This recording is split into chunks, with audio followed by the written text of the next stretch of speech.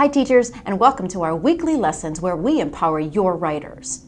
Today, I want to talk a little bit about sentence strips.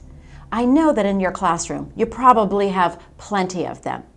If you do, there's some really good tips that I'm going to give you today about using these sentence strips to help your writers, not only to frame up responses, but to add powerful vocabulary and sentence variety.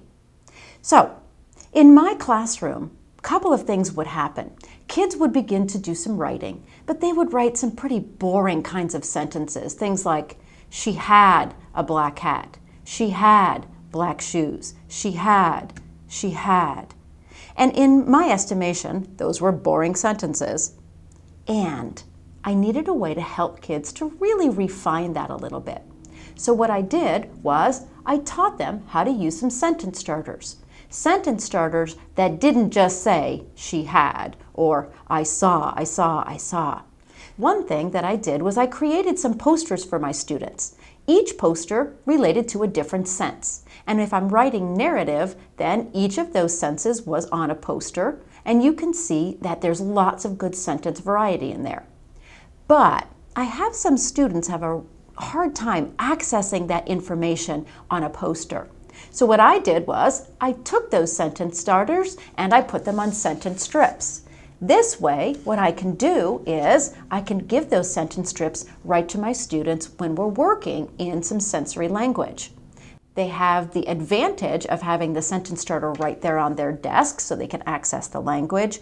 And if they want additional sentences, I can add that onto the sentence strips. Now, here's another thing that we can do with sentence strips that I think is really cool.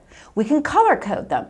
So when I'm working with sensory language, once again, and I want my students to be built into some independence, I don't want to be the one constantly feeding them this.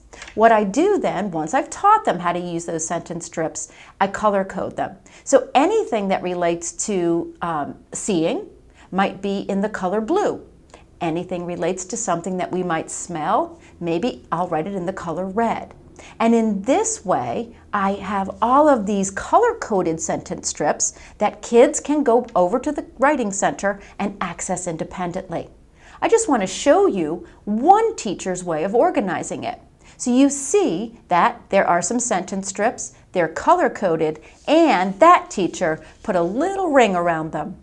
That way, when kids are writing and they're doing some independent work, they can go to the Writing Center, pick the group of sentence starters that they want to use, take them right back to their desk, and get to work. If you're working in narrative writing, then that sensory language is really important. But what about if you're working in expository or opinion language? Well, the same concept can apply. And here's what I do there. If I'm working on response to text and it's expository, I might get some orange sentence strips. And I'd write the sentence starters out on those orange sentence strips. Once again, identifying the fact that that's a little different from the sensory language that was on the white sentence strips.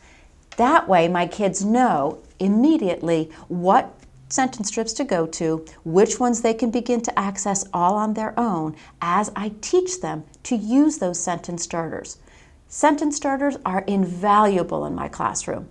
It helps kids to understand how a response can get put together. It gives them the language, the powerful language that they need, and that vocabulary that they may not possess just yet.